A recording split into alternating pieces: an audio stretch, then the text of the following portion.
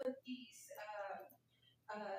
type of trailers where they couldn't be seen and people couldn't see them, then that would actually give you a more realistic view of the speed that people are actually taking. But since people do see it, the first thing they're going to do is slam on the brakes and slow down. And again, that's another issue. So that's all I have to say. Thank you. Thank you. The whole hilltop for school area. And the next speaker is Delegate Anita Cervantes, followed by Charmaine Escalona, followed by Robert.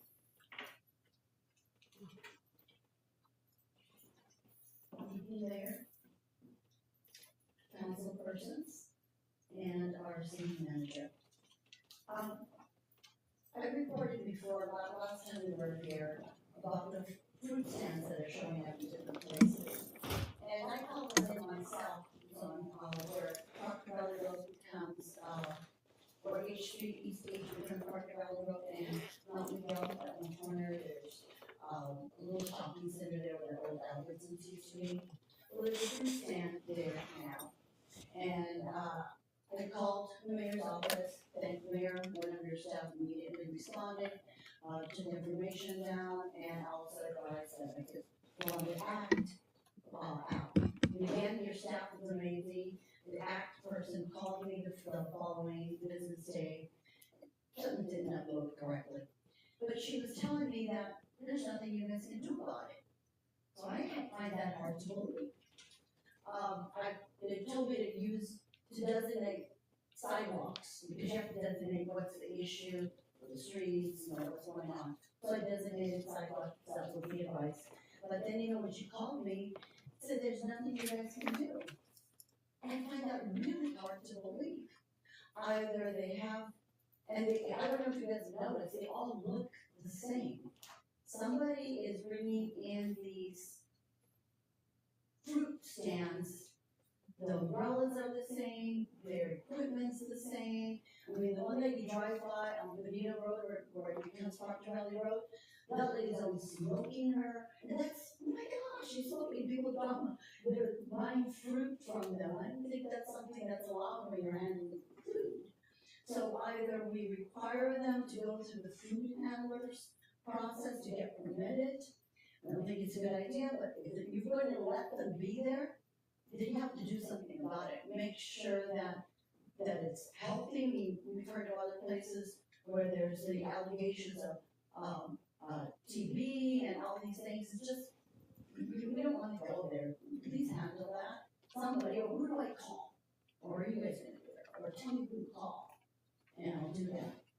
And some of the other issues, we're really hoping that our council here takes a real good look at the different positions and things that keep coming before here, like we have AB 1208, the landfill. Please do not just look at both sides so that you can make an educated and be informed, make an educated decision when you have to vote, if you have to vote. Do not go by just one. And if both sides have to do a presentation to us so that the community can know what's going on, please do so. It would really help for transparency purposes. Thank you. And the next speaker is Charmaine Escalona, followed by Robert.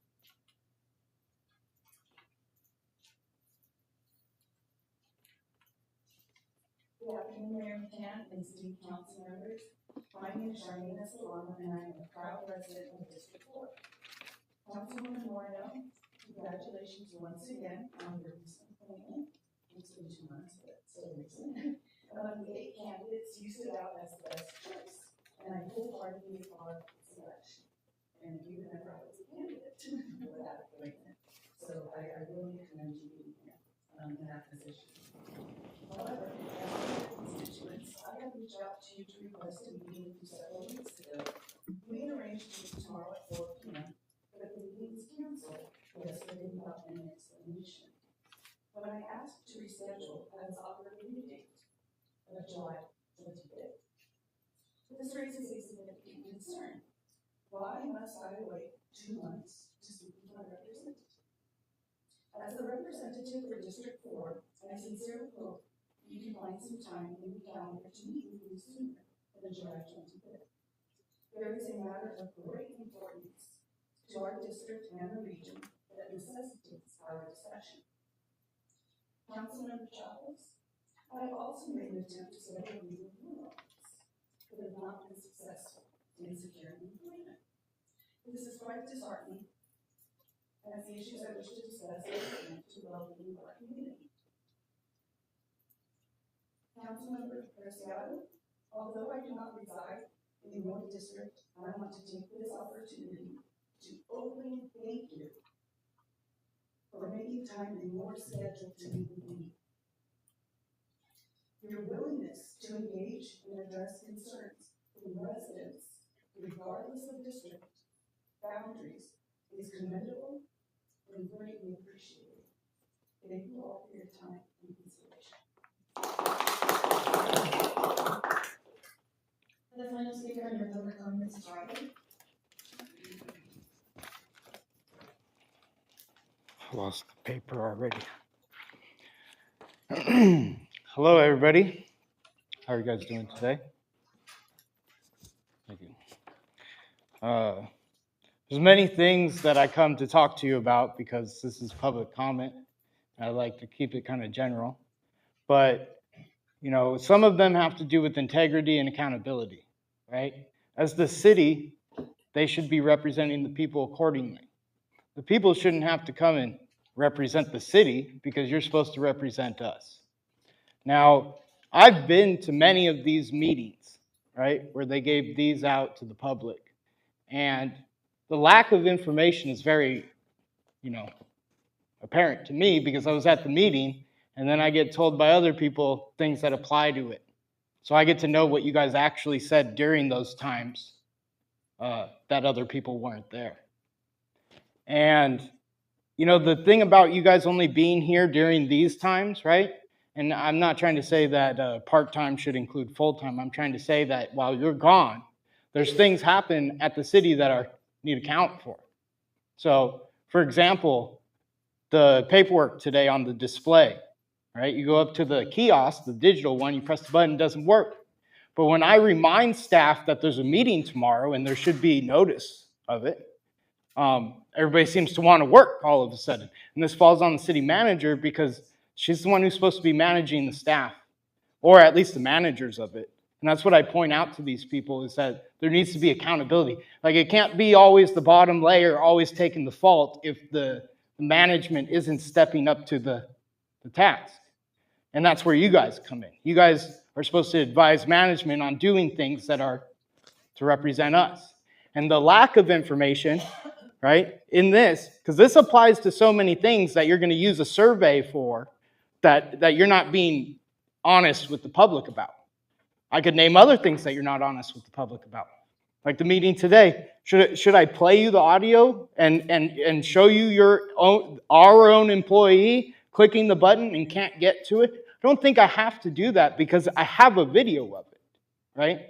But the accountability part comes into you guys who have the power to represent us and either replace the city manager or do something to direct her to fix these situations, right? As a generalized public comment, my audits are still ongoing. Like they haven't stopped. I haven't stopped finding problems. I just keep finding the same problems because some departments want to follow the policy and some departments want to make up their own policy. City clerk is real good about putting all your guys' paperwork up because they don't want me doing audits on them, right? It's your guys' back that they're covering. Other departments and other boards are getting away with not informing the public correctly. And that falls on you, the city manager. I know I've called your office, Any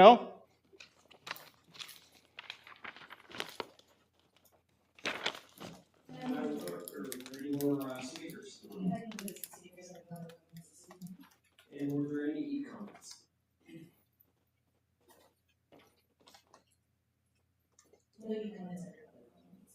Thank you very much. We will now move on to item 6.1, and this is the consideration of any item that was pulled from the consent calendar. And item 4.3 was pulled by member Preciado. Member Preciado, I will give you the floor on that. Thank you, Mr. Mayor. I pulled the items because I wanted to make some comments that reflect an exigency that continues to impact our city. Can I get on 6.1? One side of the plan. I know, yeah. Oh, no, 6.1 consent items, you mean 6.2? It's 4.3 that they're talking about I technically, don't know. because they're talking about it in 6.1. But as I'm voting to ratify. Let me ask, I don't know. Well, here, I'll turn it in. Overseeing the development of a new parks and recreation master plan. And if it works, I did it. Thank you. Include folks like the cycling community and include folks that are interested in seeing what actions they can take under climate science for parks and recreation. So this has to do with planning components, planning phases, and the processes associated with updating our vision and concept of parks and recreation with the city. Now, I appreciate that this gentleman is now standing before us, and my intention is to be congratulatory, but also just point out that the last master plan was done in 2016, and that I look forward to hearing from the city manager's office when we may undertake a new master plan that focuses on this kind of work. Thank you very much. I will now go ahead and recognize the city manager. Thank you, Mayor. I don't want to scare them off so soon. I've had a lot of conversations around dating our master plan, trying to fit these policies. I've got a lot of experience in this. Frank actually used to work here in the city for 50 years. We met with a lot more experience. The director of Parks and Rec for all the homes were very fortunate to have there. So maybe just a few comments, Frank. Just reintroduce yourself to the city. Go ahead, Frank, and just introduce yourself. Thank you, Mayor and Council. My name is Frank Carson. I lived here in Chula Vista for about 18 years. I worked for the city of Chula Vista in the boom time period where it was the fastest growing city in the state of California and sixth in the country. And we also experienced the economic slowdown. I learned a lot here. When I started, we didn't do online registration. I was part of incorporating online registration into our system, to where we had to learn how to be resourceful with a lot less and create a lot of opportunities for our community when we don't always have that. Moving to El Cajon, to really go to your point, Councilman Preciado, we just completed the National Recreation Park Association accreditation, where we had 154 standards. Within that, we had to create a strategic plan and a parks recreation master plan. Both of those were adopted in March of 2024 by our city council. I did not have money for a consultant, and so we utilized our own resources, had 24 community meetings in 5 different languages, and with all stakeholders from a wide group, and put together both of those plans. Something we're very proud of.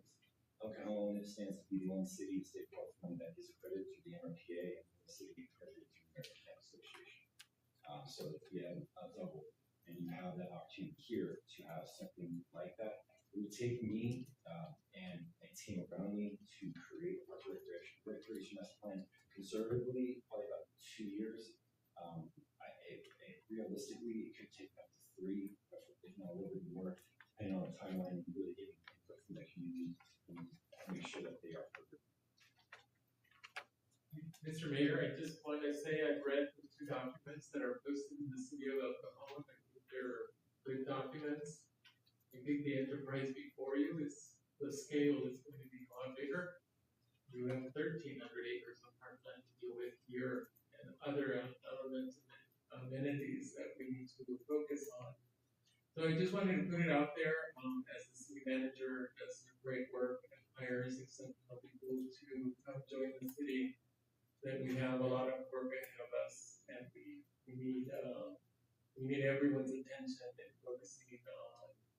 new soccer fields, new cycling routes, new priorities that might emerge as a result of the planning process. Thank you.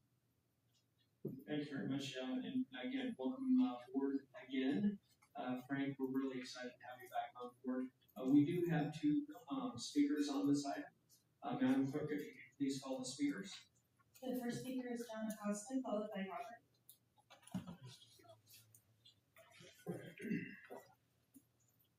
One of the things that, congratulations to about gentlemen. One of the things that I've spoken to different people about it, we need to maintain what we have right now. One of the things that you have to see as a big improvement that will help every single park is trash cans. Trash cans everywhere. Because people that walk up like that, we walk in the top and baggy. But we walk around, there's no trash can to deposit, and I've seen a lot of people just toss it into the side. So therefore, that will improve to maintain all the parks clean. So, trash cans is one of the most important thing, and, if possible, water fountains. There's a lot of water fountains that don't work. Water fountains don't work. And, like I say, just pay maintenance, and, find a way to move the unsheltered people. Unsheltered people, because, people, some of them are violent, some of them are not. I don't know if I have any problem with them, but, I have people having a problem with them. So therefore, something has to be done about the unsheltered. There's a very deceiving report that I received on the unsheltered program that the churches have, but that's another topic, another subject. But, we need to be more transparency in the shelters, and that's going to be that's going to maintain or reduce and get rid of all the unsheltered people. But like I say, good luck, and like I say, you're gonna need it, but we need to catch this ball. The next speaker is Robert.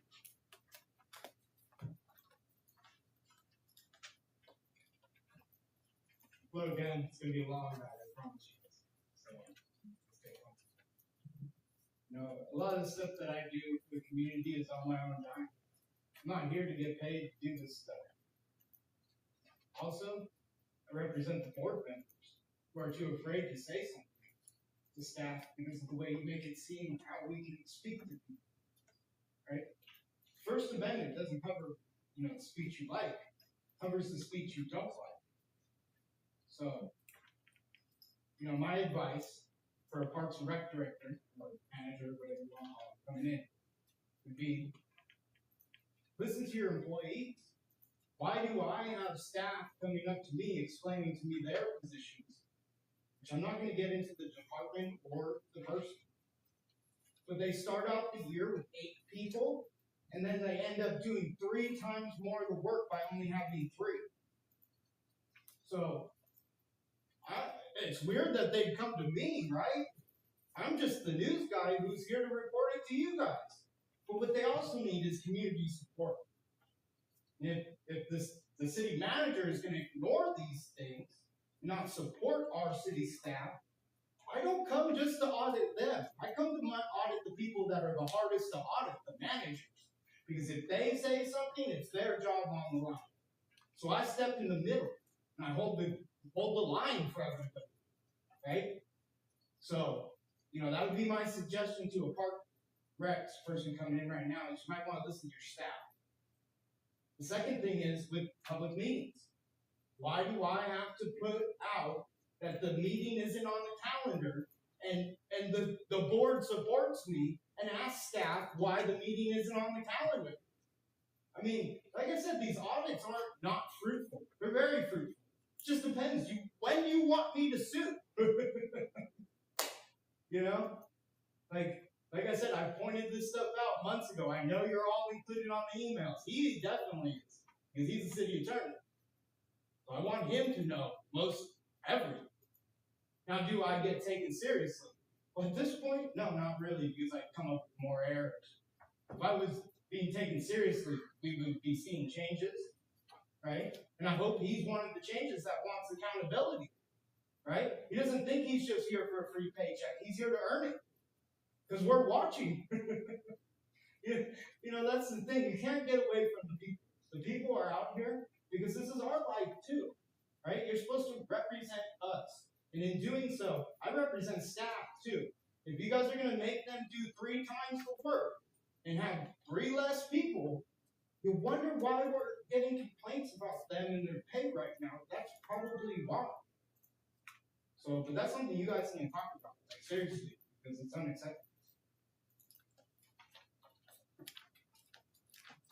That concludes the speakers on the side. Thank you very much.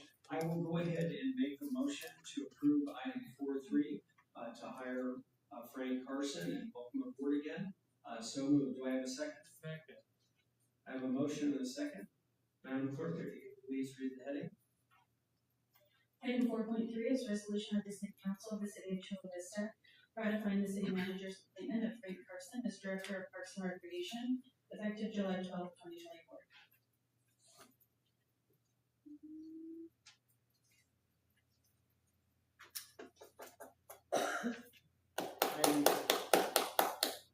Item carries unanimously. We'll now move on to item 6.2. This item does not have a presentation. Do we have any speakers from the dais who would like to speak on this item? Seeing none, Madam Clerk, are there any speakers who would like to speak from the public? Yes, we have 3 speakers on this item. The first speaker is Alan C., followed by John Costa, followed by Robert. Yeah, Parks Director, we already talked about Harvest.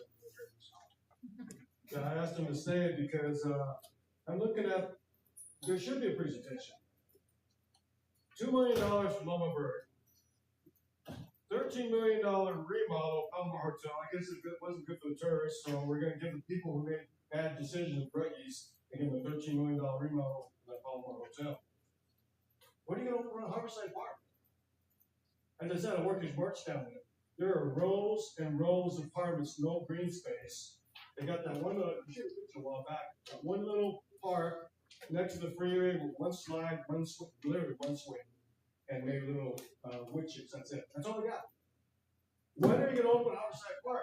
Well, you can't open Harborside Park yet because you gotta deal with all the homeless and drug abuse that's happening. You fenced out the one area, as you pointed out, they moved across the street or the other past the freeway. Well, it's not a problem nowhere. Now we gotta get Caltrans involved, more red tape. Why don't you just enforce law? This is our beautiful city, Chula Vista, beautiful view. Why don't we start taking action and taking charge? That Palomar Hotel bang for the buck. How many people can fit in there? I pointed out time and time again, you could use that naval facility, that child care building right in front of Costco, 200-bed shelter. You can literally get 200 people there within 3 months. Start looking at taking care of people because I see all the stuff going on East Lake, and I said, I work as a merch. I saw firsthand yesterday, working at Walgreens off of J Street in L. A guy walked in, asked me, can you unlock this $3 soap? Sure, they unlocked it for him. While the guy was getting the key, he jumped over and got the whole stock and stuff, went out the door. They couldn't do nothing about it. I consider that Walgreens a mom and pop store, because that basically, it's a mom, the community's using that store to get their medicine and all that. When you get that guys coming in off from down there, that's what happens. Let's start taking action, taking our community back, and we gotta call it what it is. It's drug abuse.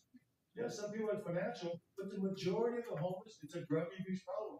Until you tackle that, and by the way, the Palomar Park, as they mentioned a while back, that's a prize. Part of that prize is not job training, but a job. Anybody moves in that Palomar Hotel, they should already have a job because there shouldn't be vetted before you put druggies in the single room to shoot and die. No druggies should be in there. It should be people who's already established, getting a job, showing that they're worth, we get a sense of self-worth. That kind of money, of our tax money, we want to get people out of the rut, let's go all the way.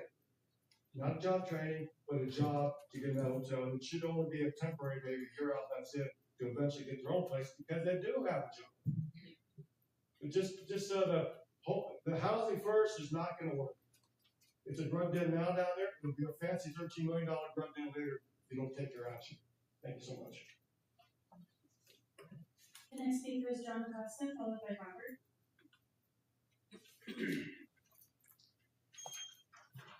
Like I said previously, the incentive program is not working.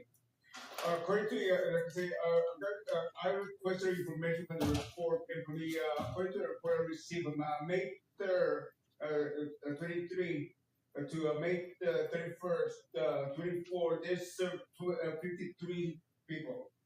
And this, from those 3 people, I'm not sure how many times they fed them, according to the report I received. There were 13,837 meals served. I'm not sure how many times they ate. I'm not sure who ate. That they create employees. I'm not quite sure. But something has to be done about that program because they're using to me it seems that they're using the program.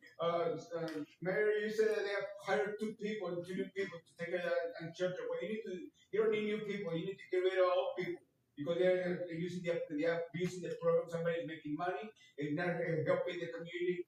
They're not helping the shelter. If they only serve 53 people and serve 13,837, something's wrong with that picture. And it's right there with another report I received that it's very deceiving. It's very deceiving, Well, I would like for you all to go over, maybe go over who reports to who. Who reports to who? I mean, how do you get a weekly report from what's going on? So that needs to be controlled. Somebody using the money. One other thing that I saw in the financial report in one of the attachments, I believe it was a attachment that the projected exceeded 22 million. The 22 million, that's why it exceeded. However, also said the police department was negative, 2 million. So what you need to do, like I said, you need to support the police. From the support that you have, the 22 million, give it to police because we need to make sure the safety in Chula Vista, especially in the marina. If there's money, give it to the police. Safety is actually one of the most important things in Chula Vista right now. And you guys are neglecting. I'm not sure who should use it because the shelter program is not working. You need to dismantle. You need to fire all those people, replace them with somebody that's really doing their job. Because 13,827 to 57 people, that's something wrong with that picture. Are they feeding what? How many are they eating 24/7? I'm not quite sure. You all need to investigate, and that's why I was the report I got from you guys, or from the shelter program people. And check on that because something wrong with this picture. Thank you. The next speaker is Robert.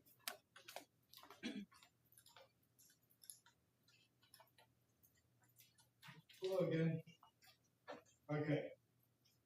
I listened to this financial report a couple times. I streamed it so that people can be involved. But when they bring up Harborside Park, it's interesting. I found out, right? Is that phase 1 includes doing what a soccer player wants to do, right? Like a professional soccer, he's going to pay for it, right? That's phase 1 of the opening of Harborside Park. How do I know this? Because I went to the Parks Rec meeting. It's so obvious to me. But so you're going to let him do whatever he wants to our city for he pays for it. Then phase 2 is to reconstruct all that to a different plan.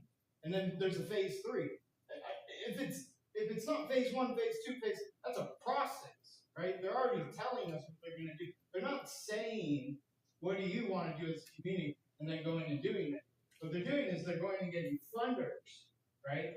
And they're putting their opinions in on the people, right? That all of this should be a soccer field compared to what the community wanted, right? So, there's so many levels to this. That's why, I'm just one person, right? I just go to the meetings and I record it and I try to get more people involved so we can dissect this more. But how you guys digest it, that's laughable. It's like I go to all the meetings. There's something you guys don't know about it, and yet you're still voting, right? Even though there's other people who dissect it and read it and actually get to the nitty gritty because it's 1,000 pages, right? There's stuff you guys are obviously missing.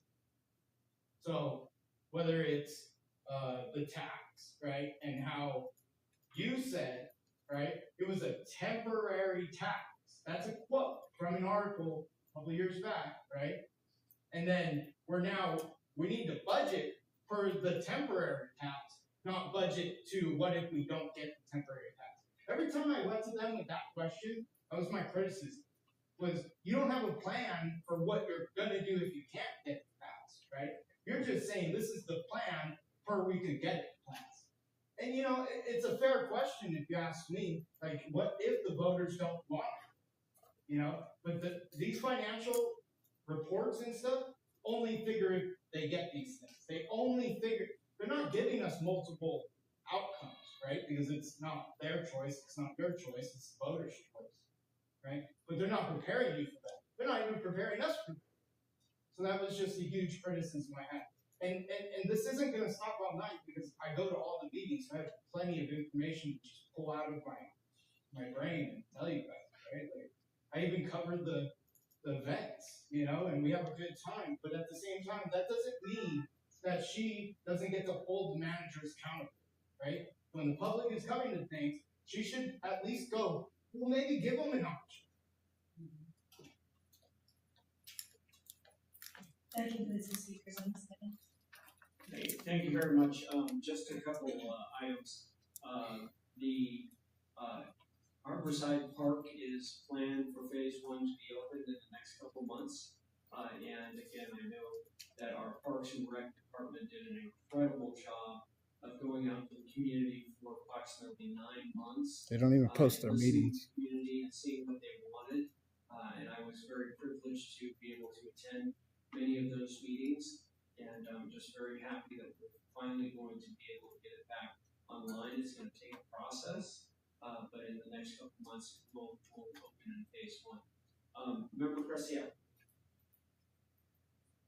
Mr. Mayor, I'd like to move approval of receiving the third quarter financial report and making the necessary adjustments to the budgets as presented by staff. And if I get a second, I will second that and go ahead with your comments. So first and foremost, I want to commend the staff and the leadership and the management, including the city manager. I don't know if people are watching how other cities are dealing with the ebb and flow of the California economy, but this city is managing its resources wisely, it's investing its resources wisely, and it's showing. Other city of Escondido has a $16 million shortfall. City of National City has a $7 million shortfall. We are operating in the black. Our reserves, our community planned expectations have been laid out, and I think our budget folks are doing an exceptional job, in my opinion, bringing information to us that is helpful and useful. With that, I just wanted to make those remarks public, and I read the budget report, then I was briefed on the budget report by staff, and that's how I'm able to move forward and vote on this matter. And so my appreciation for everyone involved in our continued management of the public's resources. Thank you.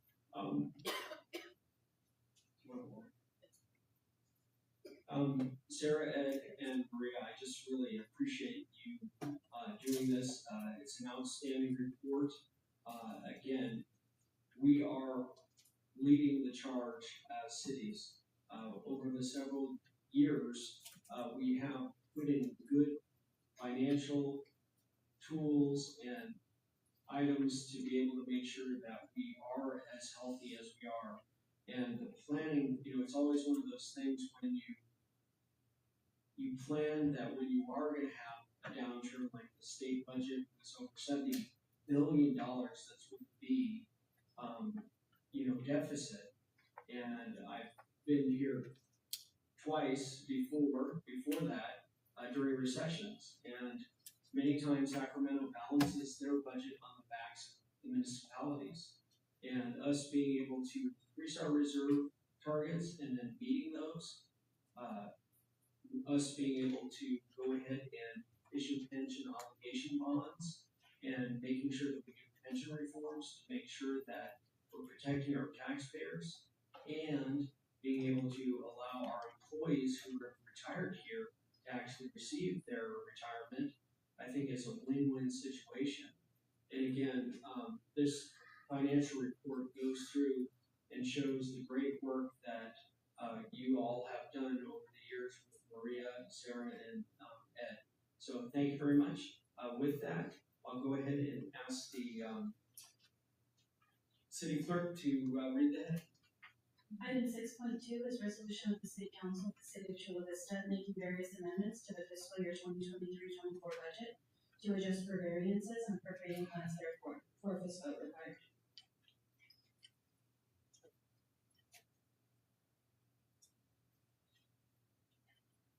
Item is carried unanimously. We will now move on to item 6.3. Again, we will have no presentation. Madam Clerk, do we have any speakers from the public? We do have 3 speakers on this item. The first speaker is Alan C., followed by John Acosta, followed by Robert. It really should be presentation. We don't know how many can do. I went through, there's a lot to go through with code updates. There's so many codes. I go in to find what I was concerned about, or what zoning I use my home computer, and what I found was the split parcels, I guess you call them granny flats, and now we call them ADUs. Again, I guess people realize it's kind of hard to put granny on a separate building that's ADUs. But I'm looking at the exemptions, wildlife habitat. Certain parcels are, you cannot put in an ADU if it's wildlife habitat. What about human habitat? ADUs, if there's you don't need to put additional parking for additional units if there's a bus stop within a half-mile away. Doesn't that seem kind of stupid?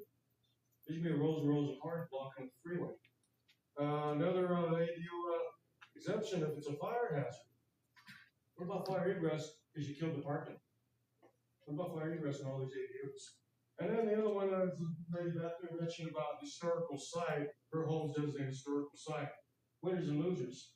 Who decides what's a historical site? My neighbor has a lemon tree over 100 years old. Would that be considered a historical site? One of the lemon trees of this whole valley used to be lemon trees. Wouldn't your home be a historical site?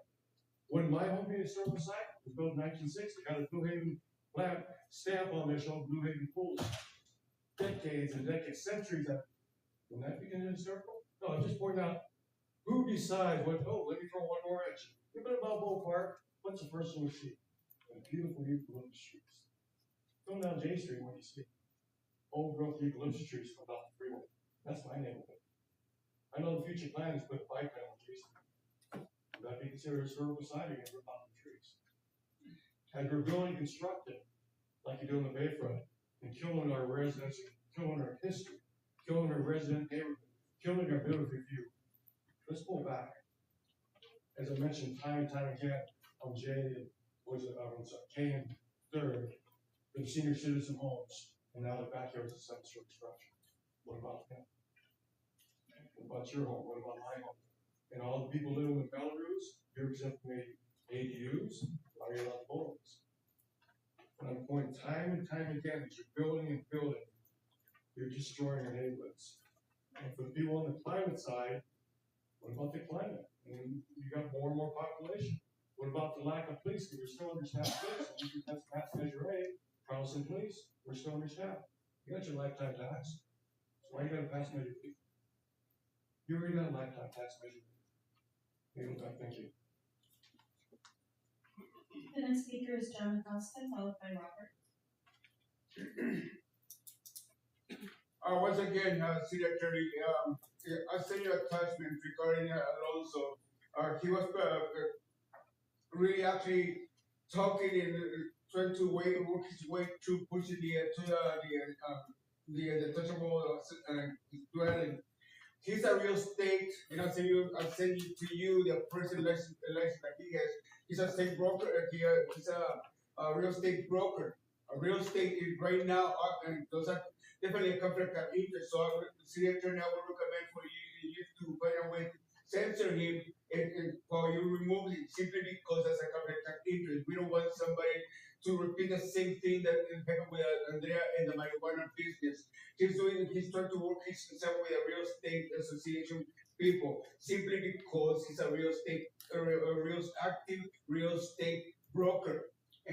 But then again, he's very active on terms of the building, the city properties, about the building. Did he make a backdoor deal? Is he conflict of interest as became partners? We don't know. City attorney find a way for you to censor him, and then, because conflict of interest, if he's been appointed, he could be removed. I send you the information how to remove it. I send you the information about the bylaws and stuff like that. Attached with the article, offers of employees. Because it's a conflict of interest. It's a grossly conflict of interest. When he came in lying about it in the very beginning. He was there's a picture of him. You all received that. And so he's lying from the very beginning. So city attorney, we ask you to find a way to censor him and remove him as possible. It's better to have nobody there than to have somebody that is unloyal to the city. So he's supposed to be protect the city. He's supposed to be taking care of the city, not finding his way or negotiating backdoor deals. I'm not quite sure if he's that he can stand or not. But being a real estate person, a real estate broker, he should not be dealing with property or have to build, like I said, Andrea did the same thing with the marijuana thing. So think about it. Did we not learn anything? So thank you.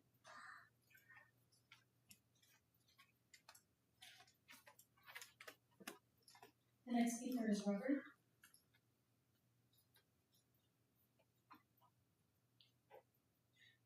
I've become more educated every single time I come and speak, I swear. I wish more people would show up to have their voices heard, right? But until then, you get us. And I represent my family, too, because I talk about this with the people I stay with a lot. And I'll tell you something. You have no time. That was the fire speakers time. It's a recess time. You know why my parents won't put an ADU on their lot? Why pay you guys more in taxes for the property than just put 2 mobile homes and pay the $45 it costs for the registration? See what I'm saying? Like that's what poor people do, right? Rich people are building 5 houses on their property, renting them out to make money. Poor people are pulling in their grandpa, right? Because my grandma passed away, right? So pulling in my grandpa, like my other grandpa, right? And we're all living in the same house. I'm living with them. It's how many generations? It's like Italy, right? We're all told that. That's how they live. And then it became a reality for me, like since 2020. Since you guys tried to force everybody to take the vaccine, since you guys tried to force everybody to wear masks, since you guys tried to do all those things, and yet here we are today with lawsuits pending. And I'm sure you wouldn't want to push that on your staff again. A lot of us have to come out here and remind you guys are focused on all these ordinances, but you're not fixing the existing problems, right? I come and give you a problem. It's like a problem solver. I'm perfect. Like, do it, and then you move on. But we're not moving on from the problems. You're creating new ones and new ones and new ones and not addressing the old ones. So, I'd like to support you in some of these decisions, right?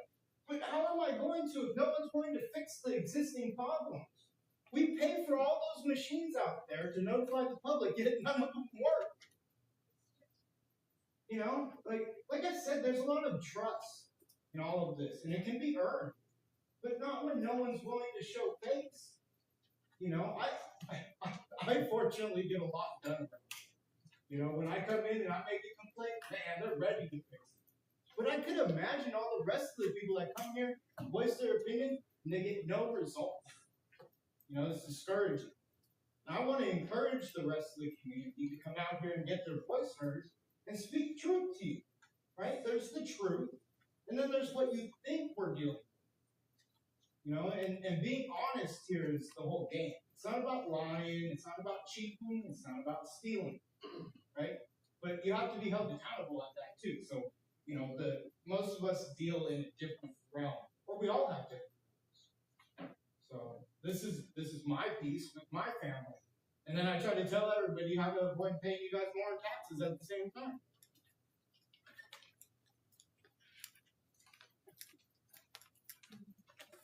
That concludes the speakers on this Thank you very much.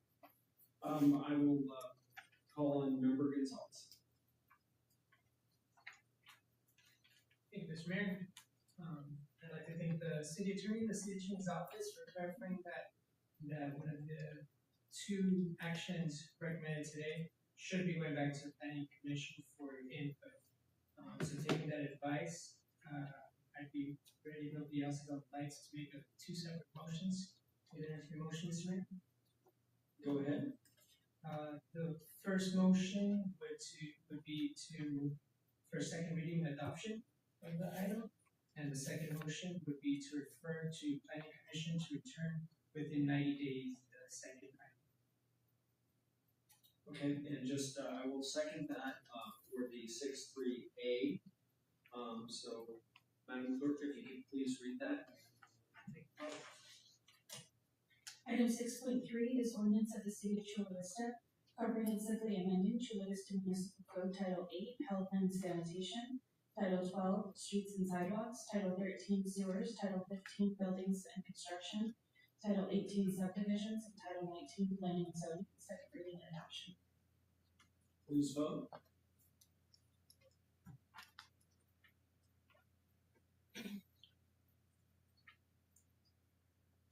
Item carries unanimously. Now we'll give it back to Member Gonzalez. The second motion is referral to the planning commission to return to council within 90 days. I will second that motion. Madam Clerk, if you could please read the text. Thank you. Can I confirm the motion is as it's written in the recommendation by Councilmember Gonzalez? Making a referral to the planning commission for a report and recommendation within 90 days to allow up to 2 detached accessory dwelling units on a lot with an existing single-family dwelling. With the clarification that we'd like to return to council within 90 days. So with that amendment. Thank you. So noted. Please vote.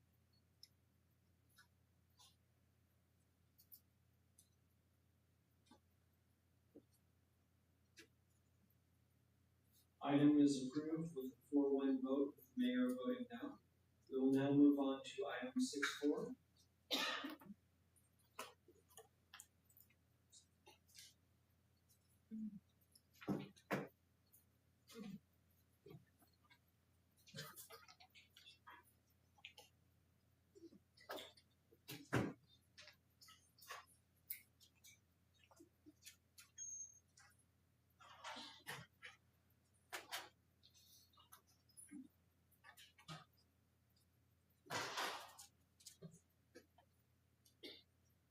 We have a presentation from Courtney Chase.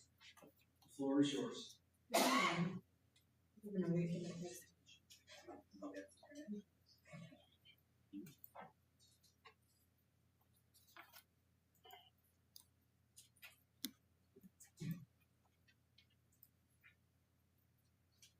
As this comes up, good evening, Mayor and Council. The item before you tonight is to place a ballot initiative on the November ballot for a continuation of the 1.5 cent general sales tax. This evening, Mal Richardson from BBK is also presenting. So a little bit of background, Measure P is a 1/2 cent sales tax that was approved by the voters in 2016 and went into effect in 2017. It was for a 10-year period. It also instituted a citizen oversight committee, and it established the infrastructure facilities and implement expenditure plan, which identified the city's most critical needs for funding. It's primarily been used to pave, maintain, and repair residential streets, upgrade and replace aging police, fire, and 911 emergency response vehicles, replace storm drains, prevent sinkholes, upgrade irrigation systems, make some repairs, and improve our traffic signals. The Measure P Citizens Oversight Committee is a member from each district, along with 4 designated members that can be nominated from those you see on the screen, including the Chamber of Commerce, ACE, the Labor Council, the Taxpayers Association, Park and Recs Commission, and Sustainability Commission. The role and function of this group is not only review each year's finance department report, Measure P spending plan, and auditor's report, prepare an annual report, as you saw last week, that was presented to council, and work with staff to identify and apply best practices. Staff has been working on putting together an overview of what this has been used for over the past 7 years. And some of the highlights that you see here is we prepare to replace streets of a PCI up to rated from 0 to 33. Originally, it was anticipated to be able to do up to those of 25. So through Measure P, we've been able to do PCIs up to 33. We've been able to replace or repair 20,000 linear feet of storm drain, which is 80% of the corrugated metal pipe in the city. Here are some examples of what one looks like when it is collapsed. That's when you also often see sinkholes. This has either been done by replacing it, or as you see on the left-hand side, actually going through and repiping it and doing repair before collapse. We've actually been able to relocate 2 aging fire stations to improve response times for those stations. And then also next door, you'll see us renovating Fire Station 1.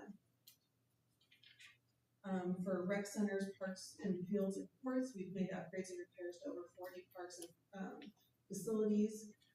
Here's Loma Verde Community Center. For those of you that have been there, it was identified as being a repair, but in the end was actually scraped and replaced. It now has an Olympic-sized pool, a warm therapeutics pool, archery, a kiln, a beautiful gym. We've also been able to replace 138 public safety vehicles and 142 non-public safety vehicles.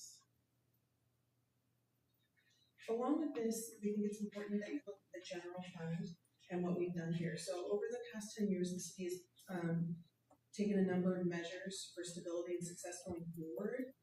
Specifically, the pension obligation bonds that were issued at a historically low rate and the associated reserve policies that the council has recently adopted has set the city up for success moving forward. The city is in a place to sustain the services that we currently have.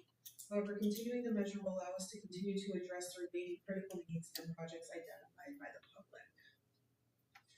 So over the past 8 months, the city has been engaging with the community in many different forums to gain feedback on the highest priority items of the community.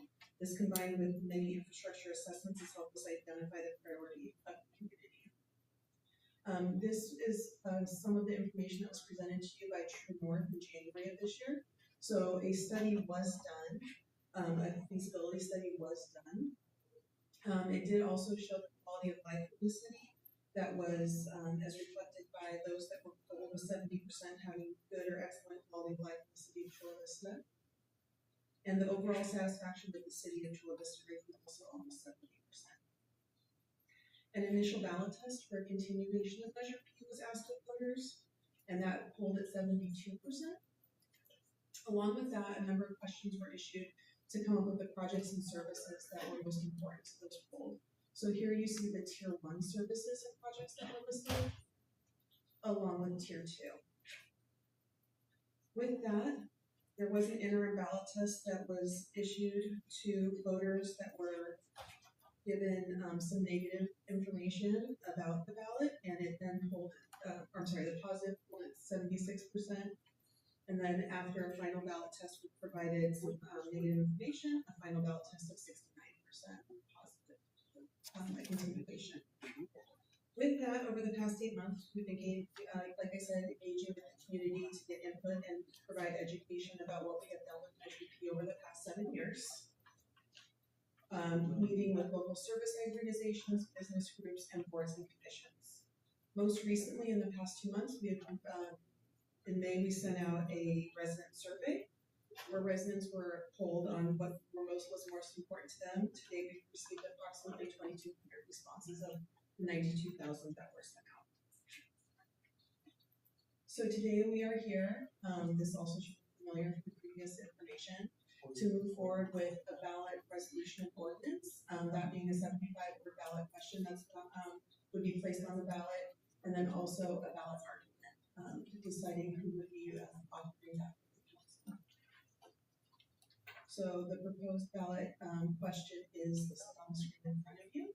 Seeking to continue Measure P, as we call it now, will be given a different number, but for 10 years. From what we have now, it's estimated that during the term of that 10 years, it will raise approximately $370 million, so approximately averaging $37 million a year. So the staff recommendation would be to adopt an ordinance amending Title 3, Chapter 33 of the Municipal Code to continue the temporary sales tax, general sales tax for 10 years, and then adopt a resolution as you see in front of you. That's the end of the staff report. Thank you. Thank you very much. All right, do we have any questions from the dais? Seeing none, Madam Clerk, do we have any public speakers? Yes, we do. We have 3 public speakers on, excuse me, I'm sorry, we have 6 public speakers on the side. The first one is Alan C., followed by John Acosta, followed by Debbie Cervantes. Please, if you don't mind, hold the time, slide forward, that's gonna segue right into what we're talking about. Slide 12, we show the expenditures chart, if you deposit time.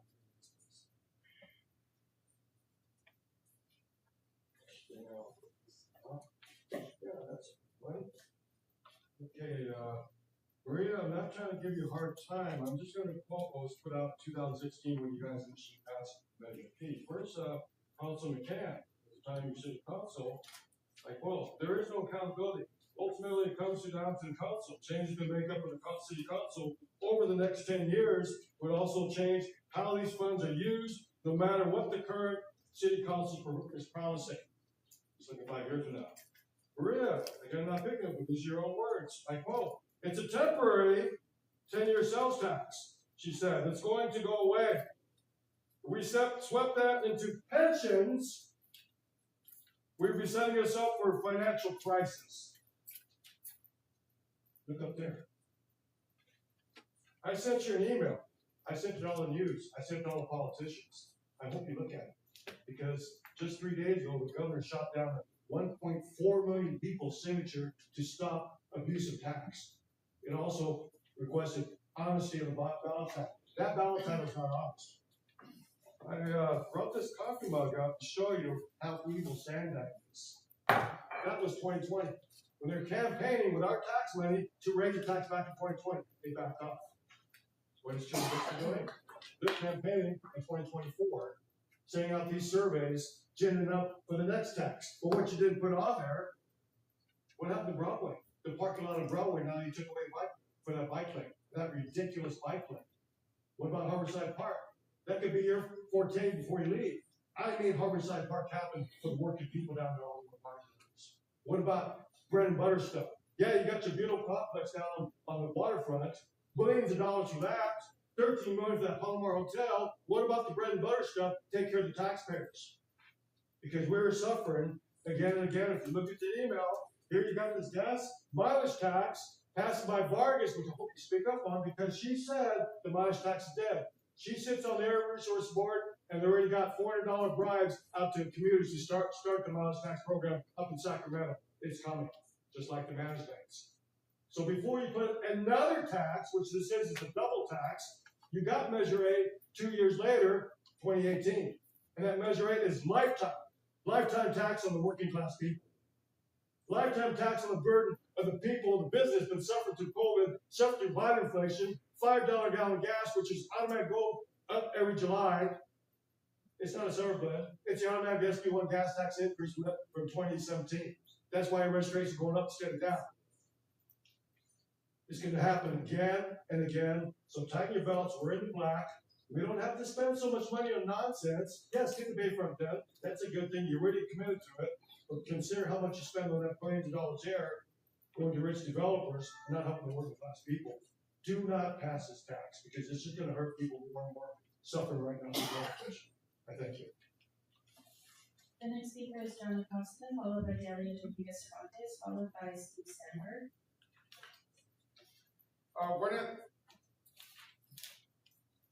One of the things that's very deceiving on this form right here that we all got on the mail is very deceiving simply because it says no new taxes, but it doesn't say that if you don't vote for this, your taxes will go down.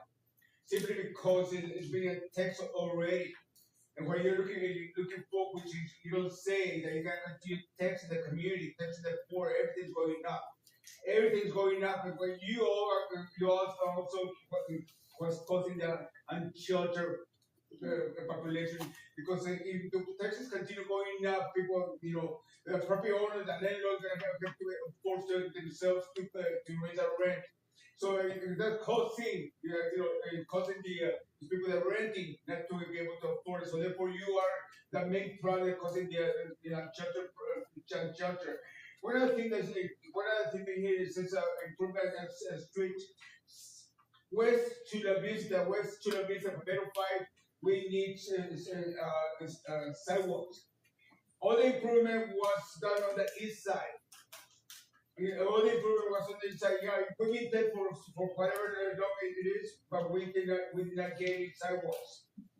So why you guys gonna tax it for something that we already paid for? You already taxed it for sidewalks when we did not receive.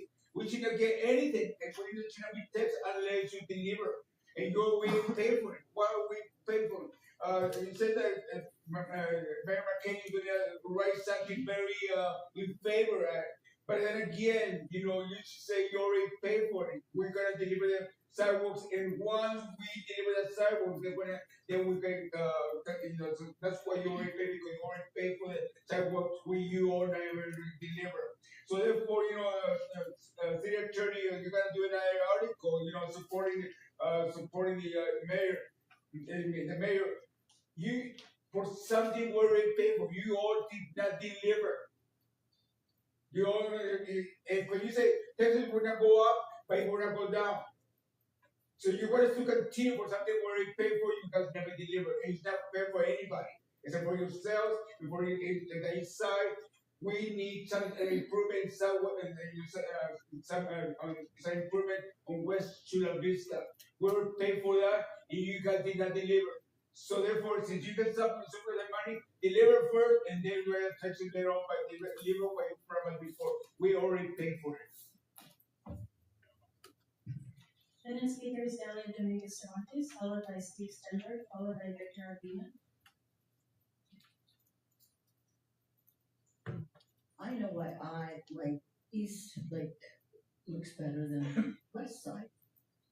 I pay HOA, I pay Melrose, I used to pay federal taxes, much like the West Side, state, county, city. I'm running out of fingers. Guys, I know you're all paying it too. Maybe not the Melrose or the HOA, but I know we're all paying for it. But I really do understand the frustration of the families. My families many of my family live on the west side of the 805. It's not good. I know everyone's trying, but something's got to change. There's got to be a different approach. Something to help people see the realization of the taxation on the people, on what they're carrying. You could buy a loaf of bread. It's double the price from a couple of years ago. The milk. What are families doing? This resonates when I was raising my family for my first marriage. I used to buy a package of hot dogs to last me the whole week. A gallon of milk to last me the whole week. I was a single mom. There's a lot of single parents out there. Now, they're not just all single moms, they're single dads out there trying to make a living, have to pay child care also, something that Councilwoman Chavez, you brought up before, which I sent you a huge list of some resources. There's got to be a realization of what the people are being taxed on. They have to see more. Even with those lists of taxes that I just read out that I pay, well, I understand that every 10 years, each street is supposed to be resurfaced. Well, when mine was resurfaced about 2 years ago, it was a horrible job. No wonder they have to keep coming back out, because they don't block it off long enough. They leave. I don't know why they leave, so stuff doesn't dry. I don't know enough about construction to know how long things are supposed to set before vehicles can drive on there, but to let the people in. Well, you should see my cul-de-sac. So when I called and complained about, hello, I looked at mine and there was all these holes that just made it worse. So they sent somebody else back out, and they sent someone that put slurry on. I had to look up what that was. And even the guys putting that on said that was a bunch of junk being put on there. They themselves said it. And they said, and these are union workers telling me that it was junk being put on my street. He says they just do it so that we can come back out again and redo it and redo. That's gotta play into us fixing potholes and streets. Gotta use better quality. Thank you. The next speaker is Steve Stenberg, followed by Victor Avila, followed by Robert.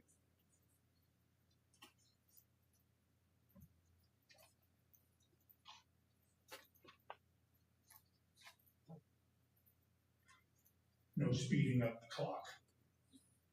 Council members, wonderful to see you. City manager, council, mayor, city attorney, city clerk. I always enjoy seeing you. I like coming up here, not necessarily to talk to you folks at this mic, just to say hi. Thank you for the information you gave us, because I know originally it was 0 to 25 every 10 years, boom, boom, boom, until we got 100% in 40 years with the repairs. I think we should go ahead and keep Measure P, though I think you should do it like you did with Measure A. You should go ahead and make it a no sunset clause.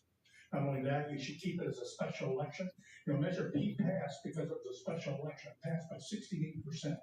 And people thought there's no way a tax bill in Chula is going to pass by 68%. It did.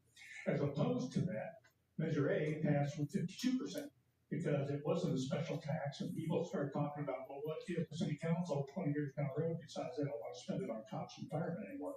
Well, then they can take the money. But under a special tax proposition, you can't take the money. And of course, I'm not saying you would take it. I'm just saying your predecessor or somebody down the road 30 years from now could do it. Along with that, right now we were saying 0 to 25 for every 10 years. So it's going to take 40 years to do all of the repairs identified in the original study. Now that was great that it went up to 30%. And of course, Measure P makes an additional $4 million a year, which doesn't hurt it for repairs. I think that it's going to still take even 30%. We're going to be at 3.5 years before the city is covered. That's 3.5 decades. So it's 30 years down the road it's going to finish. But then the first 30% is going to need to be redone again because at that point it's going to be 30 years old. A good example here is the police station. I was looking at the police station, their air conditioner is broken, their air conditioner is 20 years old, they don't have the money to repair it. Okay, just flat out. Measure P would repair the air conditioner. You take Measure P away, things like that means no air conditioner at the police station. Now some people might say, well, let them sweat. But you know, you've worked at hot rooms, hot offices, let them sweat isn't really the right answer. Myself, you know about me, I just retired last year from Cal Safety, 45 years of public safety. So I know police, I know fire, and I know money. Okay, you all know money because I ran for your job. There's my predecessor that actually won. So I think that with the fact that 33% was done, we still need this to be a no sunset proposition, and it also needs to be a special. We need to have the oversight committee. The oversight committee is great. It really watches it like a hawk. I'm not sure about Measure A, how they watch it. I'm sure they watch it like a hawk, but P is renowned for watching it. And we really need a no sunset, and we really need a special election so that it can stay just Measure P. Thank you for your time.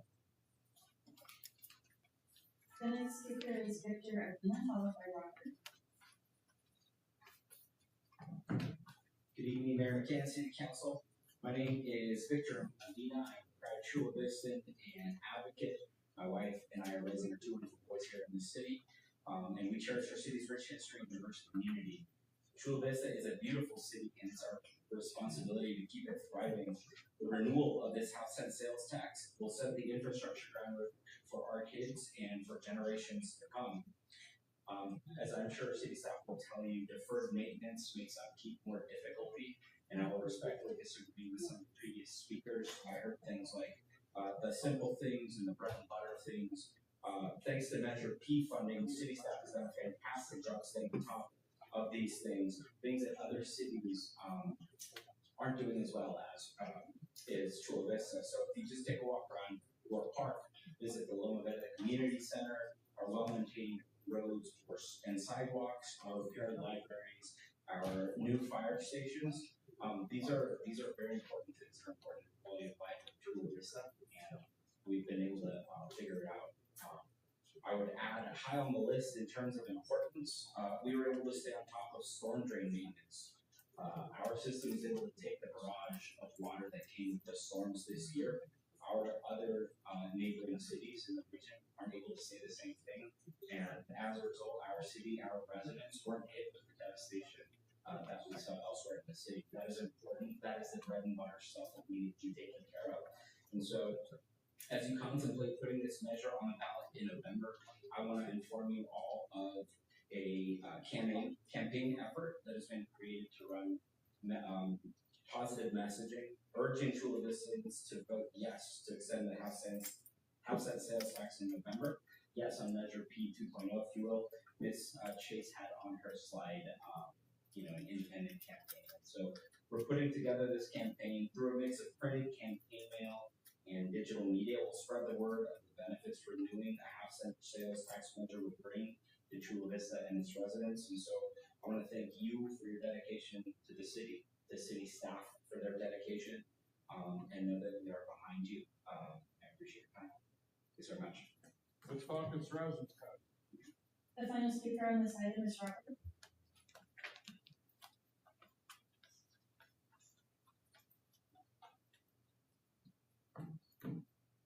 Hello again. Now it's interesting. Some people who work at banks and don't even understand banking. I know. We don't get access to half a cent. Someone give me a half a cent. Give me it. Oh, you can't, right? You know why? Because it's called fractional reserve banking. Normal public doesn't get access to this with Bitcoin. That's why we're blowing everything out of the water. Because you guys are using non-denominational currency, basically, fractions, to extract from us at an unreasonable rate. I mean, you guys know our whole history is based upon rebellion and being like, this is a tea tax, It's a joke. It's a joke. Temporary means temporary. You know? Like if you guys can't fund your programs, there needs to be some fundraising. You know? Get community support to fund some of these programs. Why is it that our community won't help the police department? You know what I mean? Do you really think that? You have to extract the money from us to make it so you can do the things that you want to do, not to get people to help. That's the biggest difference, right? Is most of the public is sitting there working for the man who doesn't know about the half cents. He's only paying $1, right? So you're going to extract all of those half cents off of $1. How does that even reflect on their paycheck if they were to get a half cent taken away? There has to be reasonable expectation of tax, let alone explainable tax, right? And most of it is unexplained, unless you're working in liquids, like gasoline or something. So, those are the only industries that deal in this fractional reserve banking other than governments to tax their own people. I really don't like how it was said that it's supposed to be temporary, and then we go years on, and then everybody's like, well, let's make it permanent. This was supposed to be a temporary measure to get you through some hard times, but not at that rate, because if they're going to redo a temporary thing one more time, they're just going to keep doing it. It's permanent, it's just temporary permanent.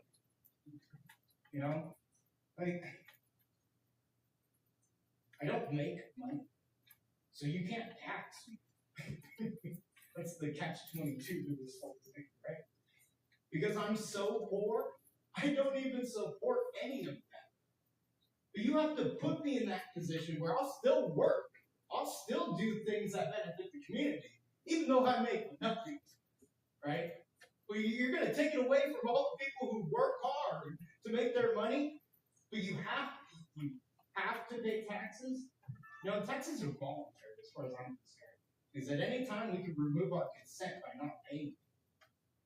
Just, are you ready for that?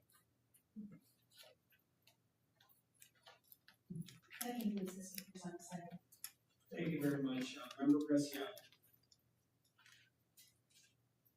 Mr. Mayor, when the item comes before us in a few minutes for a vote, I will be supporting this opportunity to go to the voters and ask for their support for an extension of this tax. And I want to make a couple of comments related to how the city functions.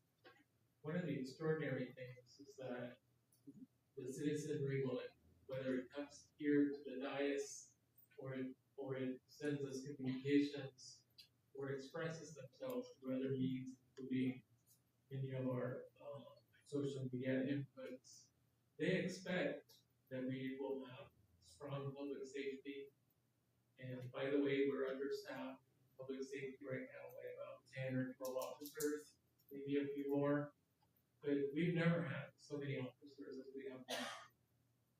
And the public appreciates that those kinds of things are getting done. The public also appreciates that we have new fire stations, that we have a well-equipped and well-staffed fire rescue and emergency response system. They do so, and we're able to do so in both cases because we're using this special tax to address other priorities, such as roads, such as existing infrastructure. This is very important. This special tax is not addressing new activities. It is taking existing, sometimes in some cases, 50-year-old facilities and bringing them up to standard to serve the community. A sales tax like this is an opportunity, and the vote that will happen in November is an opportunity for the taxpayers or our citizens, including ourselves, to agree or disagree. If the taxpayers do not want to support this, that is their choice. And it will be something we have to contend with. But right now, with the availability of these resources, we're able to not make hard choices of offering ongoing public city services and also doing maintenance and also doing the other things that we're responsible for. We're not having to make those choices. What we're able to do is establish priorities and follow our planning and implement those plans as is expected. There's no one in this city that's saying, oh, I just wish they would stop doing what they're doing so that I don't have a road, or I don't have a sidewalk, or I don't have response when they call public safety, or I don't have a ranger at my park making sure that it's clean and that I can use it, or I don't have a city clerk's office that's being responsive. Every single piece of resource that comes here is, in my opinion, being managed wisely.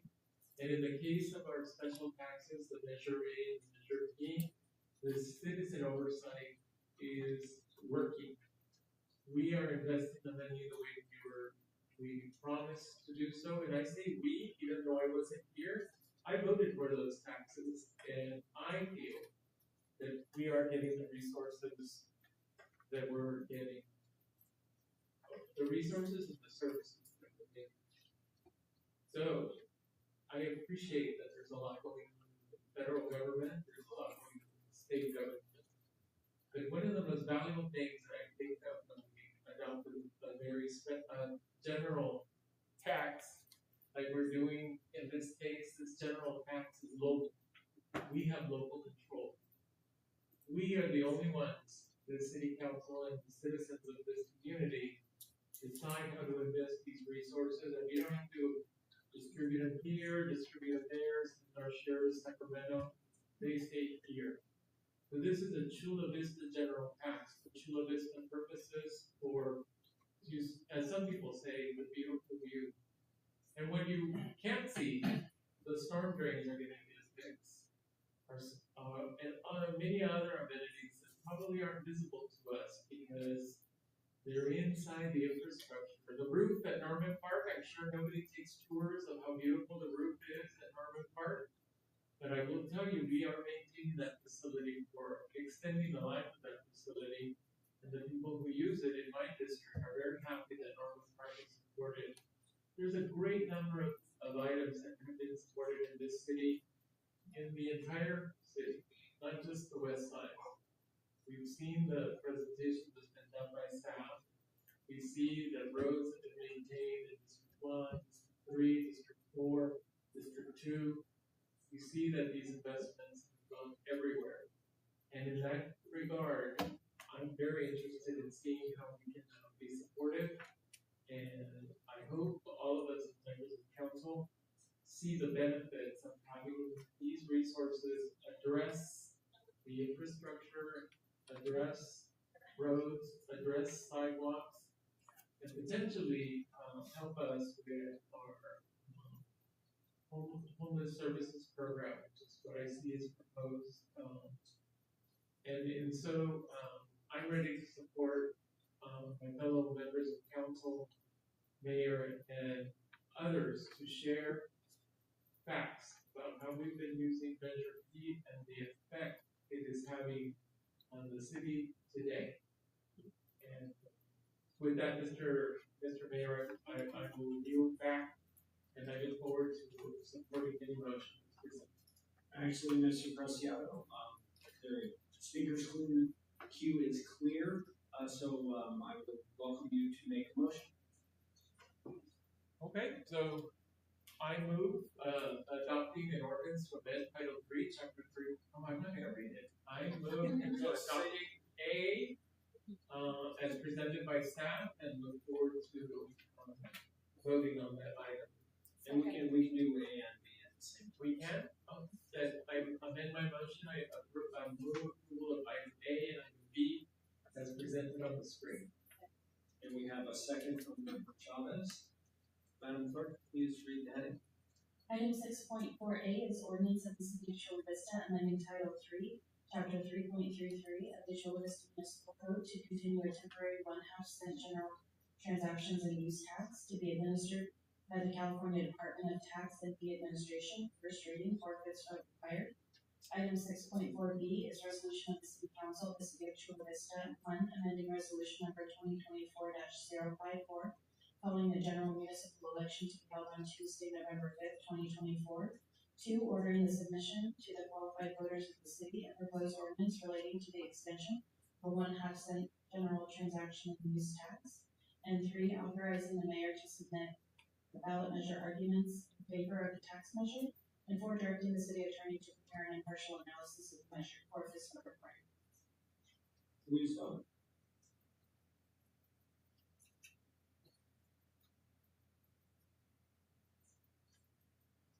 Item carries unanimously. We will now move on to the city manager's report. Thank you very much. I know with the expectation of trying to get out of here on a timely manner, I will just say one thing. I want to welcome everybody to go to the July 4th Fest at the Chula Vista Elite Athlete Training Center. The gates will open up at 7 o'clock. Fireworks will start at 9 p.m. and it will be a great time. We're very proud to bring it back to the Elite Training Center / Olympic Training Center. Move on to council member comments, and I will start with Member Preciado. Thank you, Mr. Mayor. I look forward to continuing to meet with the public and other constituents that have business before the city. I typically meet at the Northern Park Senior Center using set up appointments with Diana, my senior council aide. I typically meet at 6 o'clock for an hour, and at 7 o'clock for an hour. And I still have some openings in July, but anyone interested in meeting with me, just contact Diana, and I'm happy to meet with you. Thank you. Oh, thank you very much. One more third. One quick second. Yeah, go ahead. Mr. Mayor, I also wanted to thank your office, our shared office, and the Human Relations Division for 2 significant first of their kind celebrations that I hope continue. And so I was able to attend the flag raising for the LGBTQ+ flag and the flag raising for the Juneteenth, and I really appreciated staff attendance, my fellow colleagues' attendance, the Human Relations Commission's participation, and others. Thank you. Thank you. And I know you had under the comments report for the Charter Review Subcommittee? Yes, and the report is that we have no report at this time. Okay. There are some speakers from the public that they still would like to speak. Okay. No? Yes, yes. Okay, Madam Clerk, if you can please call the first speaker. The first speaker is Alan C., followed by Delia Viscontis, followed by Robert.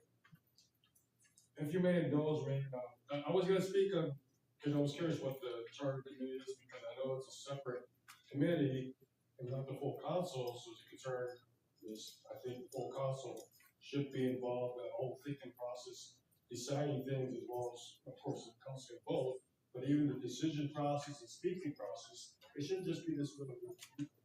It should be every elected official. We don't want a city charter or constitution. And you took it away from the people to vote. So at least let every elected official get involved through the whole process. That's what I'm pointing out. And if you may indulge me, I mentioned before, I invited you, but the whole staff here, Sunday Fun Day, Cox Cable Chula Vista, looking at parking lot 73010, over 100 classic cars. But the best part, community, grandparents, grandkids. It's phenomenal. Check it out. Off the clock, no political hat. I go there, just enjoy the community. It's a great community. Like y'all. Thank you so much. Thank you. Delia Viscontis, followed by Robert. Good evening. Last time this subject was brought up about going to the Charter Review Committee, Councilman Alonso Gonzalez said if we wanted information to go to the Charter Review Committee. Some of us went and didn't even know what that was about. So just we're following orders, go there, and they don't know what it is you guys are doing. We don't either. So when will we have an update, may I ask? At this time, the committee doesn't have anything to report. If you're interested in getting a clarification on how ad hoc committees work, they have nothing to report. There is no business to report. I know how ad hoc committees report, but my point being is we were instructed to go to the Charter Review Committee, and that's where we went, and they had nothing, they knew nothing. The final speaker on this item is Robert. Hello, everyone. Trying to be the star of the show today. The thing is, I go to these, right? And I try to do it so I can help inform the public and spread the information to my good deed. But when I go there and you stack them at the same exact time, that seems like a conflict to the public. I've tried to explain this to staff several times. If you put a board of ethics at the exact same time as Charter Review Commission, how am I supposed to do my job, let alone any of the public be able to attend both of them at the same time? Now, I see this as a huge problem for me, personally. But on top of it, a liability, because the public has the right to attend these meetings. They're at the same location, but they're stacked on each other. It would be more reasonable if you asked the public to go to these meetings to not have to choose which one to go to. It just, like I said, I can just make suggestions because I'm trying to do the right thing here and help you guys because I go to those things. The other comment that I had was to you, Jose. I heard you say you were going to have a community forum, which I've attended 1, 2, right?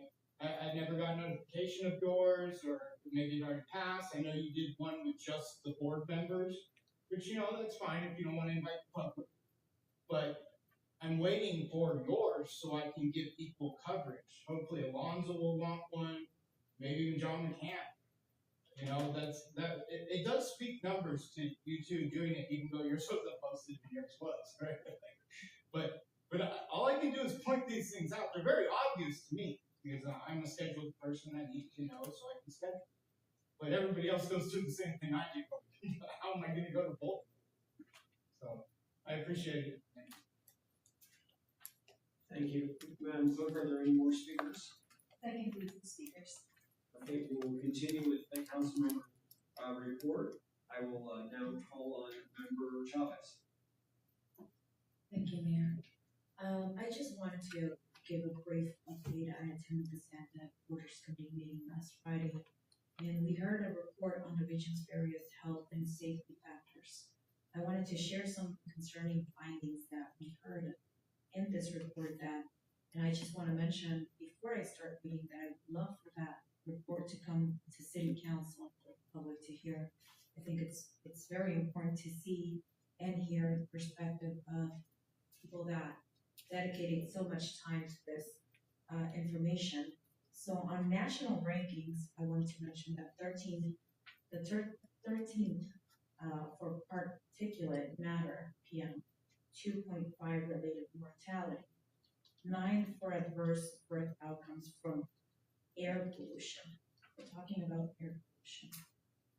8 for O3, ozone mortality, 15 for lung cancer incidence.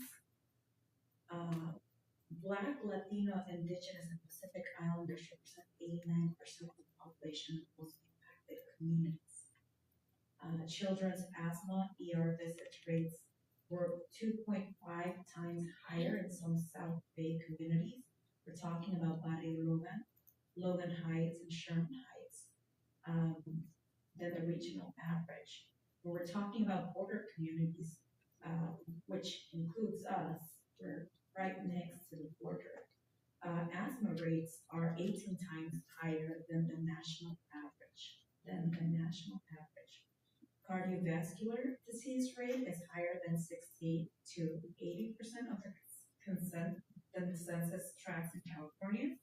And air toxic cancer risk, a lifetime cancer risk from inhalation of air toxins, are higher than 95 to 100% of other communities nationwide, according to the Cal Environment Screen. So, and I could go on and on, but I would love to propose.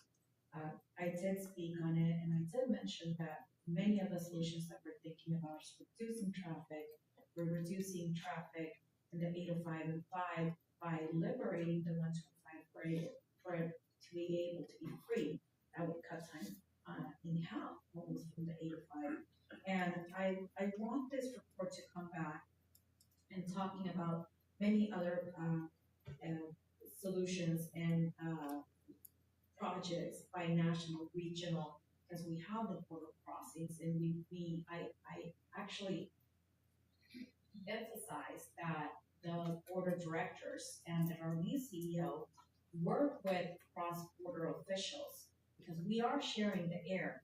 And while it's all good and well that we're doing the research and legwork here, what are we holding in case and just common sense with just sharing information and doing the same research on the other side of the border.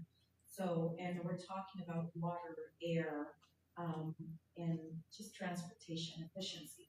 So I would love to propose and coordinate with the city manager so the SANDEC team can come back and invite the people that did this important research. And I remember since 2016 when I was involved with borders and Cobro, that there was a research that measured the amount of contamination in elephants and in tons. And it was astonishing back then, but just having our border region and our border cities in contact with air contaminants in this way, and 85 to 100% cancer risks are just incredibly concerning. So I will be contacting the city manager's office, and hopefully we can get this presentation from SANDEC. And I just wanted to share that with you. Thank you. Member Gonzalez. Thank you, Mr. Mayor. It was a pleasure to join you at the MTS board meeting that continues to tackle the repercussions of the state having frozen the SB 125 funds that has an impact of close to $20 million just in this fiscal year's proposed budgets from MTS. They are guardedly optimistic that work is in progress, that we will preserve these funds and allow them to bring back to the proposed budget that did not have any cuts nor, in fact, extended services from both the trolley and bus routes. So stay tuned for more on that front. Also with MTS, you may have heard that they're considering an end to the recent, what's in effect, a no fines policy, where if you're caught without a ticket on the trolley, you have to just pay for a trolley ticket on the spot. And that was somewhat controversial, but we're looking to have a thoughtfully and gradually implemented so that MTS is able to count on a greater rate of participation from ticketed passengers, but also there's education, information, cooperation in the process. So it's not They just drop off the migrants from the policy CBP funds there, are but they met. don't pay for the tickets. It's the Also, I just want to make a NGOs. note regarding the charter review committee, because Councilmember Veneciano wanted and targeted today's meeting to be an ideal time to report back. And I don't want it to seem like he hasn't made himself available and he's hardworking and accessible to talk about the issues. It's just that it's a broad amount of stuff under the charter that we could tackle. And the way that the dynamic with the charter review commission, I approached it as being the one that wanted to do the research. Let me talk to the charter review commission, because what both of us agreed on and where we are now is that it's pricey to put something on the ballot for November. So let's make sure that there's enough there to justify that. And if there's not, that's acceptable as well. But let's take a hard look at that, because the piecemealing from the Charter Review Commission doesn't make sense to say yes or no simply on their face. 81 So million yes, votes Charter Review Commission at this last meeting, if they could prioritize and let us know what they would like us to consider. Not that we were sharing with them what we were discussing, because all we were doing at that point was gathering information and recommendations. And there wasn't a whole lot for the commission for the simple reason that they have a bunch of different competing priorities, but we know what the recommendations have been in the past, so we're able to take a look at those, and a lot of them are on the table, and it's still a conversation that's ongoing. But right now we're still in that phase of deliberation to see if there is enough there to consider the expense and for it to exit something on the ballot for November. More to come. Thank you. Thank you. Member Moreno. Thank you, and thank you, Councilmember Gonzalez, for that update. Wanted to just thank Mayor. We were able to attend the Aspire program for the Children's Elementary School District. We were invited as community leaders to go and speak to new teachers that are going through the program for the Children's Elementary School District. And it was really nice to see some fresh eyes and teachers coming through the program. The way it's designed is they're supplemented through some funding through the Children's Elementary School District, and that means we'll keep them in our district for a while.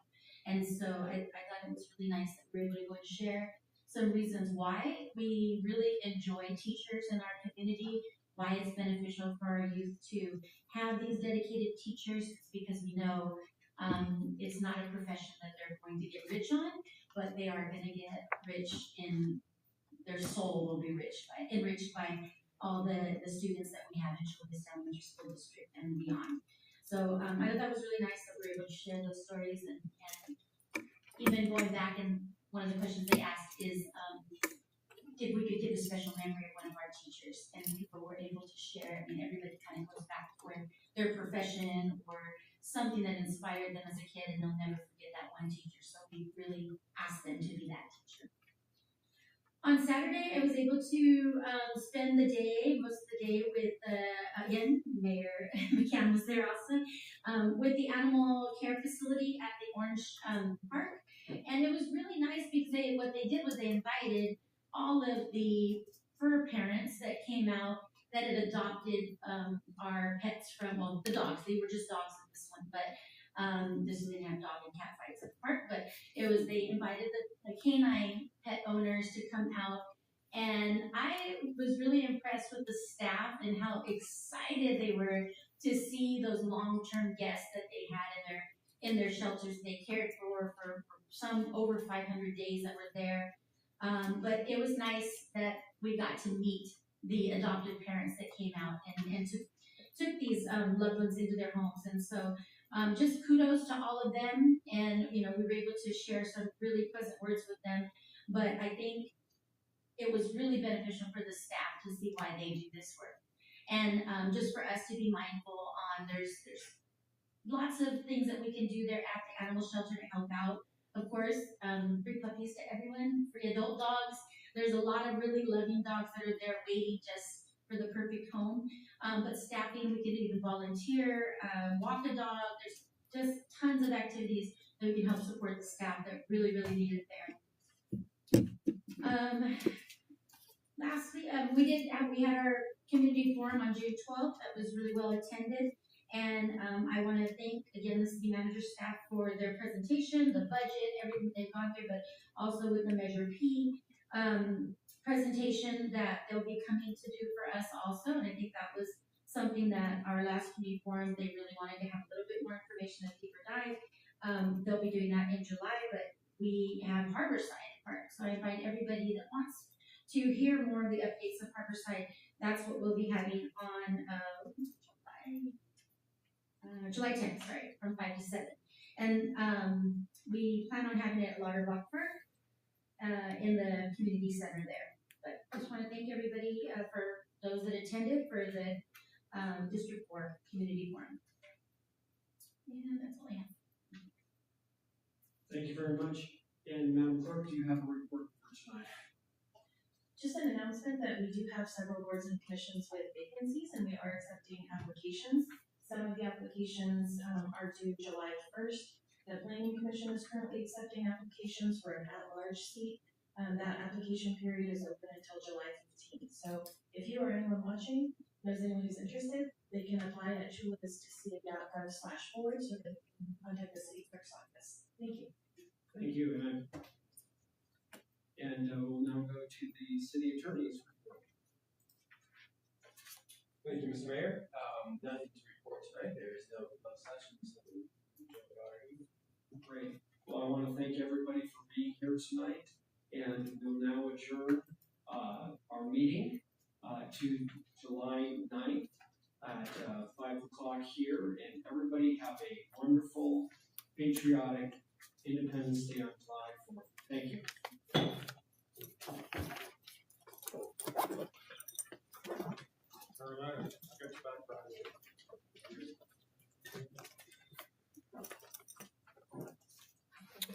Have a good night. All right, everybody. Thanks for tuning in. That's what we do. Everybody shows up, gets their voice heard, and then we all go home. They're going to do catbacks. Even the mayor is back because they want the money. Oh, yeah. I would have been better off with the... It doesn't expire in 27. If I was smart, I would wait till the next one's. The inflation gets a little better.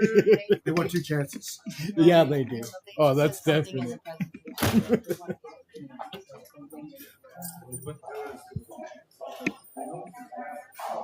Hello, hello.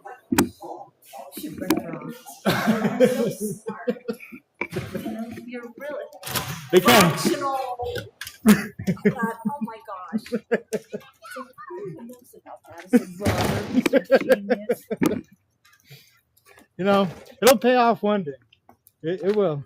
Okay, Dan, you're pretty brilliant. I was impressed with what you said. We have a Take Our Borders Back event this weekend. It's at the San Isidro Park. If you're available, I'll San Isidro. yeah. They have like San Diego. well, they have the outlet center, and right across from that there's a park. I call it San Isidro, maybe it's San Diego.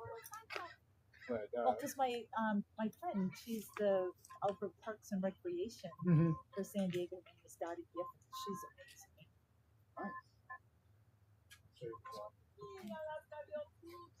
No, that is something that's coming out. My it's called the Oath of Office. Oath of Office? Oh yeah. And then you sit there and think of some of the city works that's going on in the city. Just like Okay.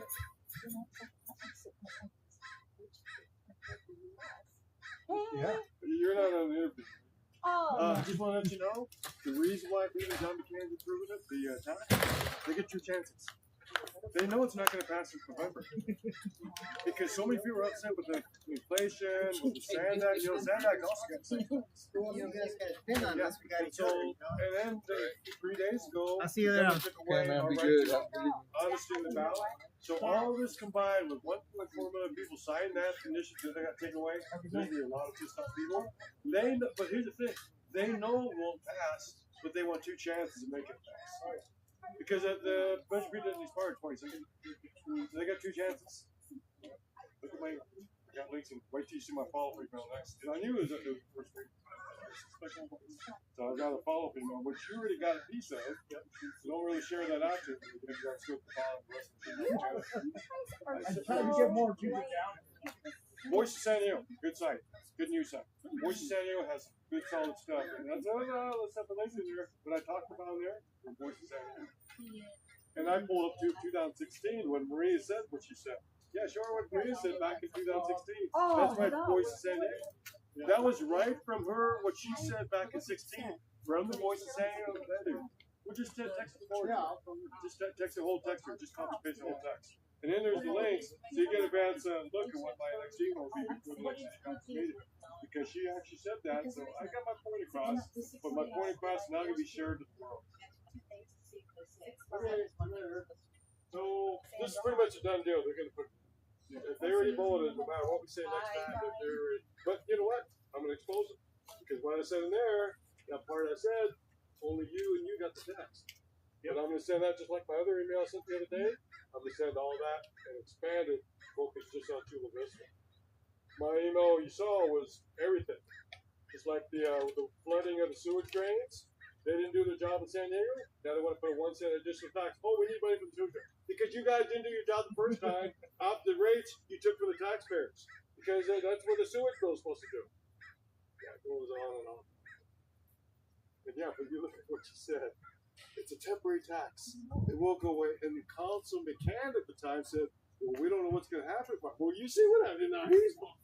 You saw the city attorney, he wrote on the thing general tax and he put it over to Yeah. Jose. No, there's all. That's what I'm saying. The city attorney, you already know he's an insider. So. It's going to go with the general fund. And my next fire is going to be, okay, well, you said you don't have enough police. Didn't Measure A promise that? And you took away their money? Oh, watch my fire next go round. Then I'll put it on the. So yeah, I sent you. We missed you. No, definitely. We know when to get back in DC, right? What's up? I was in DC before just visiting. I'll tell you what. I grew up in Virginia. We call it the Commonwealth. Check this out. We're looking when they voted down getting rid of the EV mandate in California. Last year, 2 years ago, Virginia voted to adopt 2035 EV mandate. They voted it down while I was over there. Wow. I love it. So they says, we're not going to do the California EV mandate. It's going to expire the end of this year because it was going to go into effect in January. So Glenn Youngkin, governor, and the team there voted it down. Damn. And I was in DC, but I won't say what I did, but it's fun. Well, it was more just communication, getting the word out and showing how horrible it is. Like my best win. Look at June 22 Sandak. And you're gonna laugh at this one. It's actually permanent record. Back then, Mayor, what's his name? Sending a mayor. What's his name? Gloria. Mayor Gloria Todd Gloria was the Sandak chair at the time. He allowed 3 minutes during COVID, but stingers aren't open. So I showed them in person to speak in person, and they're very open for, no, they're closed today. But you know what? We'll set you up a laptop in Hassan's office, the main CEO's office, because they're all at home talking, and they set me up a laptop, and then I forwarded, back then you could submit videos, my video was sent in, Dr. Balsey admitting the mass didn't work, admitting that the numbers at the hospitals wasn't COVID deaths. That was in my video, and I submitted it, and they aired it, the whole thing. Now here's the funny part. If you go to that video, you know how when you go to a YouTube video and you cover your mouse and there's a preview video? You can start preview video as soon as Dr. Balsey when I submitted it. Right? But more importantly, that same time, there's my big win. At that same meeting, I was upstairs on the laptop, and they did this whole thing, presentation about fixing the Del Mar Bluffs, things falling, prevent the track. And I busted it, called them out, and I just destroyed that engineering report. The very next week, because I also submitted a picture from 1940 of a train that fell into the bluff. Yeah, back in 1940, it collapsed back then. It'll happen again. And I said in there, you won't see a train going 40 miles into the flood. You'll see 40 people die on the whatever they call that railroad. I forget what they call it. So I put that in there along with a picture. A week after I spoke, and they saw the picture, Governor Newsom released $300 million to start the process to move the train tracks off the bluff. That was back in 2022. A year later, last year, they finally started putting the pilings in there that I just said that wouldn't work. Because I told them, you're putting these concrete pilings in. What about the sand between the pilings? It doesn't do nothing. You're actually making it worse because you softened up the dirt. And so, and then now they're saying we got to move it immediately. And now they're saying we're going to put the tunnel. So what happened to $300 million that the governor gave you after somebody called him after I raised hell? So somebody on there listened to what I said, that you need to move it now. It's a safety hazard. People are going to die. And when I said that, but then the government process, they just let it go. And the $300 million that they're going to use to start that, they put it on some grid, on the train track to double tier the 2 lanes instead of 1 over the frickin' lagoon, which is more stupid. So to me, so now they're backpedaling, and this Friday they're going to talk about it again of what we can do with these train tracks. And I told them already that good luck putting a tunnel in. You're talking about people with $1 billion homes. You're going to put a tunnel under their property. Good luck with that with people a lot of influence. So they're looking at 2 tunnel routes. I don't use it. I use it from a taxpayer standpoint. I don't like when tax wins. And when I see that, but out there people use that train, I say put it parallel freeway. Don't take any road lanes away. Put it parallel freeway. Faster, get it done, and it's safe for the passenger. I raised up to that guy. Just wait until next year. Yeah, I'll wait till they do that hotel, Alamo Hotel. It's a drug den now. I told them right there, it's going to be a $13 million drug den. They put $13 million. It was good enough for the tourists, so you got to put $13 million for someone who made 4 life choices. It's going to be a freaking drug den. $13 million drug den, because they got no way to vet them. If they are vetting them, then that means you're not helping the drug people out, the friends out there. You're not doing that. Well, MTS, the people who aren't paying, right? Those aren't the illegals getting dropped off. It's not just illegals, all the people scamming. But what? And then you said, no, make them like, no, you put them, fine them freaking $100. The NGOs are going, come on, follow us, and then they're not telling you got to buy a ticket. We need better education. No, they knew they were supposed to buy a ticket. Oh, I know. And I heard that guy. Oh. Thank you. Good night. Good night. Bye. Good night. Thank y'all. Did you have fun translating us all night? Oh, we always. That's always. When you guys get mad, when you get almost cursing, when you cannot go like this, and we have to do that, you know. If you guys get mad, then our voice has to be upset. So we get upset as well in Spanish. When they are sad, when they say, Alan. Please vote no on that road tax and sand tax. Listen, I have a non-profit of 1,000 people. I always send them please don't vote here. No more. Because they're gonna make that a toll road. I tell them, why don't you come to the city? I wish more people would. I wish drive more crazy. Have a good night. Good night, Robert. Good night. People, they don't even know what they're All right, everybody. Thank you for tuning in tonight. I hope you guys get a chance to come down here, get your voice heard. You know, there's a good group of us that always show up and you see us, right? But you know, I've taken a couple weeks off, so I had a couple of things to catch them up on because I've been working in the meantime. And yeah, just today was another day of it. What do you want me to say? That's what it is. I'll give you guys a last view over here of the South Bay Community Services and how their buildings come along. And we'll go ahead and end the stream right here. So I thank you guys for tuning in. This is Chula Vista Live Data, where we bring you accountability and transparency.